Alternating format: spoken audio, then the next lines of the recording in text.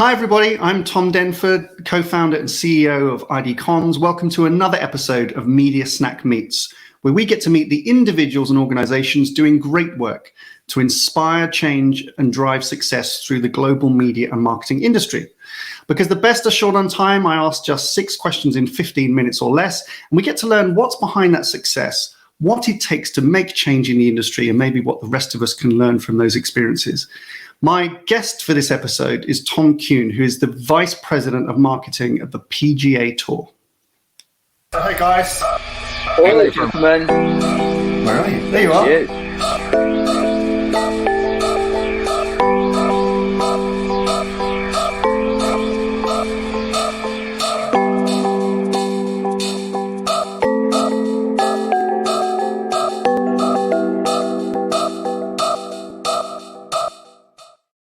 Hi, Tom. Hi, Tom. How are you? It's nice to talk to you today. Good to see you. So you know the format, very fast paced. We're going to go straight into the first question. So you represent marketing of the PGA Tour, which is really exciting. So particularly for those golfers out there. So just share with us, what it is that you do for the PGA Tour. Who are you marketing to? Like, what's the ambition for the business? And then maybe something. Either at the PGA Tour, I know also you spent a long time at P&G, so you're a ex-brand manager at P&G and alumni there. But anything across your career that you're most proud of from a marketing perspective?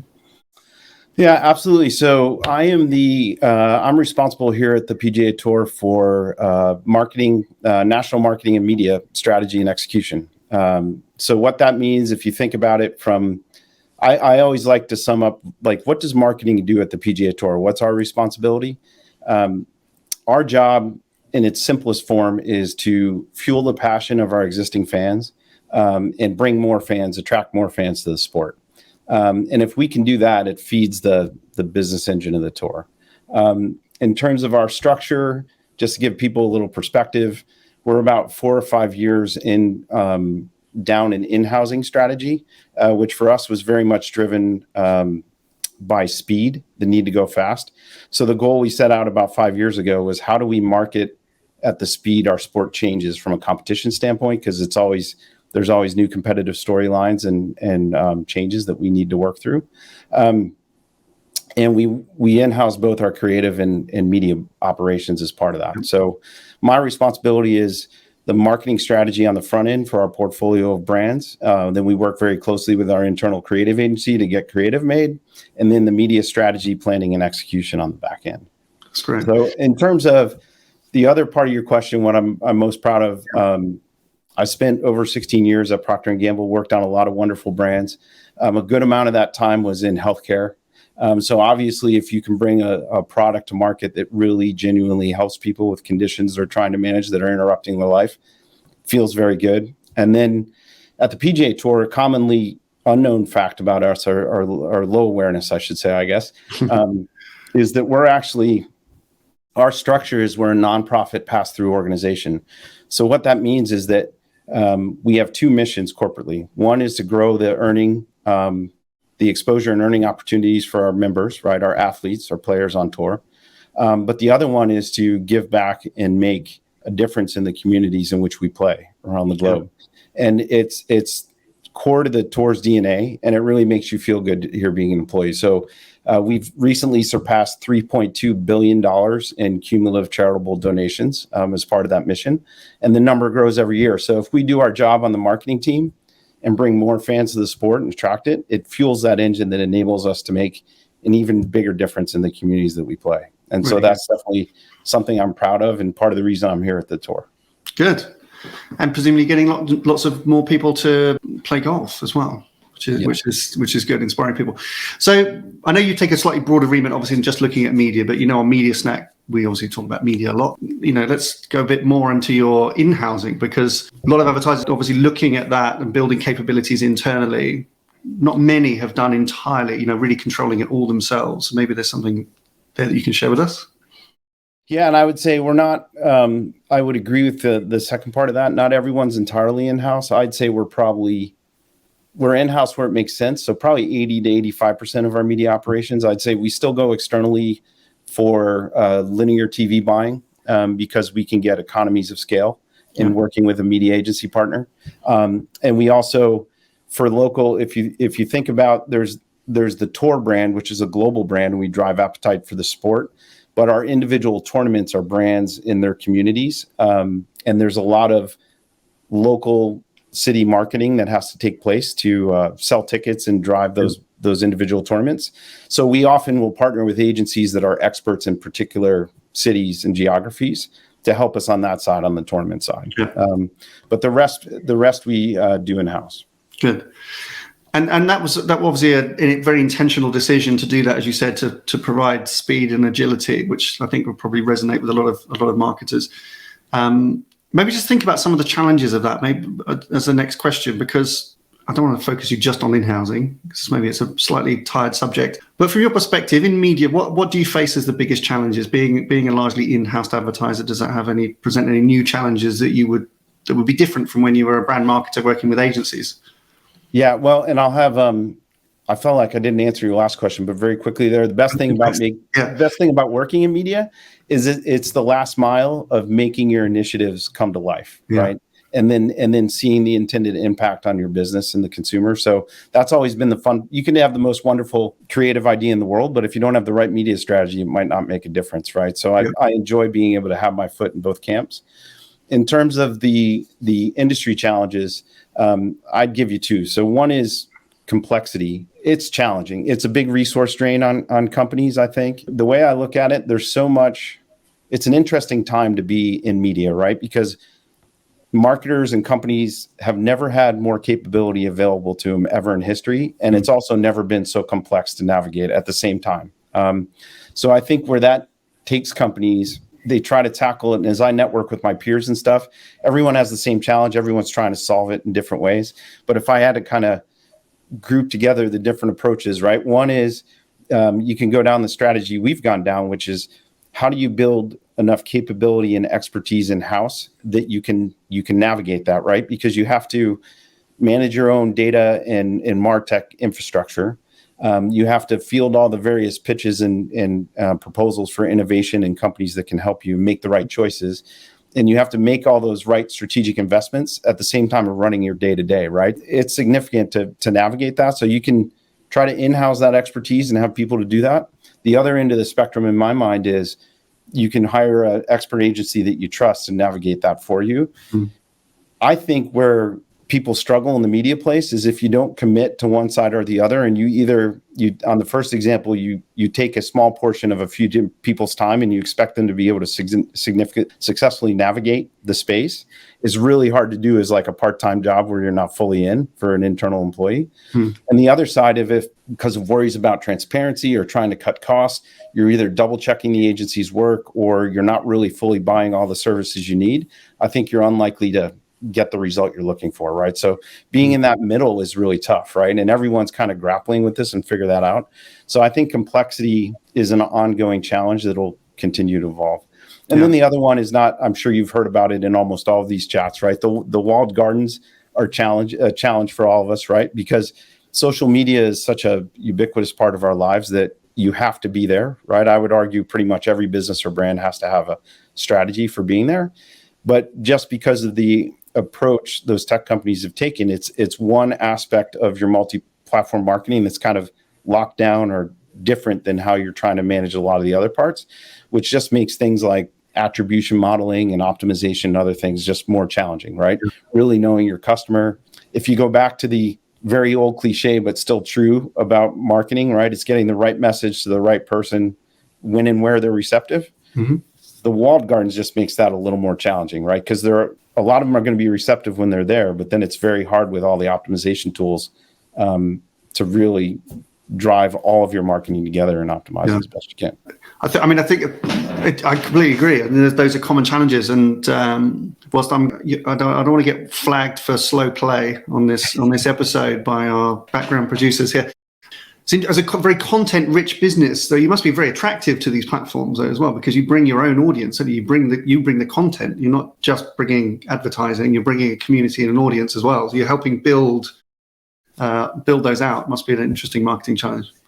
Yeah, it creates a very to me, a very exciting media opportunity. So our product, unlike my days at P&G, where you're selling a good, right, a box of something, a good product and good brand, our content and the consumption of our content, that's like the transaction for us, right? Mm-hmm. So obviously a big part of our business model is the monetization of those rights of our live competition. Mm-hmm. But if we, the marketing and media group, can get an incremental fan to consume and watch one of our tournaments, that's like a successful sale or transaction for us. So that creates a really interesting closed loop potential that we can do that back in my CPG days, it's not as easy to do that because you need the transaction in the store or online. But if you think about it, we've been working with the various connected TV players on automatic content recognition in connected TV space for 4 years now. We're one of the early adopters really starting to look at it. And for our business, it's wonderful, right? Because as consumption of TV shifts from linear to digital via connected TVs, we can start to uniquely fingerprint our ads that are served, our TV ads, including linear TV ads. And then we can track who watched them, and then we can tell whether or not the people who watched them tuned in and do all kinds of modeling to understand the incremental lift. So we can actually close the loop on our linear TV ad and get to a conversion metric. So we've been doing that for a few years now, and it's really been instrumental to how we think about marketing and reaching our consumers. Good. Excellent. Thank you for sharing that. We're going to move on. I'm getting flagged on this. I'm going to get a stroke penalty.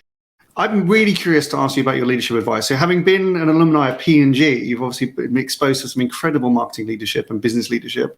And then now in your PGA Tour role, I'm assuming you must get to kind of rub shoulders sometimes with some incredible athletes and very, very powerful characters.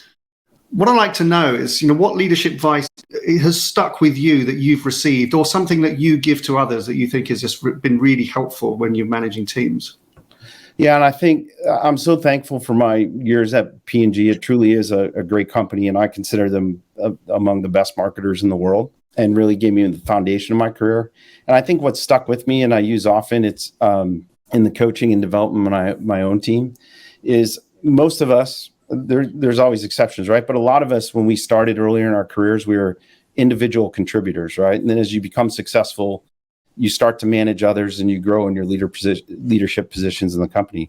And the best advice I give people as they make that transition and they go from just being an all-star on delivering all their own work to starting to be responsible and managing the careers of others is you can only be successful if the people who work for you are successful.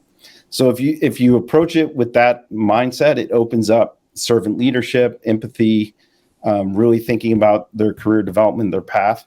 How do you help them succeed? And the nice benefit is it makes your job easier, right? If you invest a lot of time to really motivate your people and help them be successful, it's ultimately going to pay off. So that's probably the number one thing. It's very much rooted in my time at P&G, and I've taken that here to the tour, and it's worked very well. I've seen it work over and over again. Good. Well, thank you for sharing that. It's a good one. So let's not talk about golf, maybe. What assuming you're a golfer, is that what attracted you to the PGA Tour? Where would we find you away from marketing? What do you do to kind of decompress or find inspiration elsewhere? Well, golf, yeah, it'll not surprise anyone who watches this. Golf's a piece of it, but I will say there are plenty of employees here at the tour who don't play golf, but they're amazing at what they do, and they enjoy the company culture and working here. Golf to me, my dad was an educator growing up, and he was off in the summers, and that's what we did together. So that's why I love the sport. I'm not good at it, but I love it. It helps me decompress. It's 4 hours outside in a beautiful place, usually with friends, having a fun time, getting some exercise. So that's why I love it. But also another reason I'm here at the tour is giving back, right? So how do you help people? How do you make a difference in your community or with given charities? And that's core to the DNA here, and that really makes it enjoyable for me. I've seen time and again in my years here, if someone raises their hand with a good idea how to help people, they often can get the resources they need to go do it, on top of the bigger business engine and all the donations we make. So between work, which keeps us very busy, we don't just play golf all day, we work very hard, right? So between the work schedule, getting out on my own once in a while to play the sport, and then giving back where I can, that keeps the plate pretty full. Very good. The answer was golf then. That was good. Yes. Okay. Yeah, excellent. Good to know. Live the brand. Okay, finally, just to wrap up, I mean, we've talked about some of the challenges broadly for the industry and kind of some evolution that you've been going through, obviously, at PGA Tour. A year from now, if we stand back and think about the industry, like, where do you hope we might be? What can we achieve in the year ahead that you'd like to see? Well, if you speak specifically to media, and just life and business in general, right? Safety and stability would be good for all of us, right? Because life's been so disrupted across all industries the past couple of years. Things seem to be moving in the right direction, and let's hope they continue to do so. That's the starting point for all of us. But assuming that's there on the media side, I'm hoping that things continue to evolve, and that complexity, we continue to have breakthroughs to understand it and manage it better. There's so much potential out there. It's really navigating all the options and figuring out what works for an individual business or strategy is a big challenge. For us here at the tour, like, I'm excited about our strategy. I think we're headed in the right direction. But there's a lot of work that lies ahead. We have a lot of work to go figure some things out, and it's going to continue to change. What we know is the playing field is always moving, right? As the algorithms change and other new capabilities come online, new regulations get passed, all those things affect kind of how we tackle it. Right now, of course, like everyone else, we're thinking about a cookieless future. What does that look like, and how does that change what we do?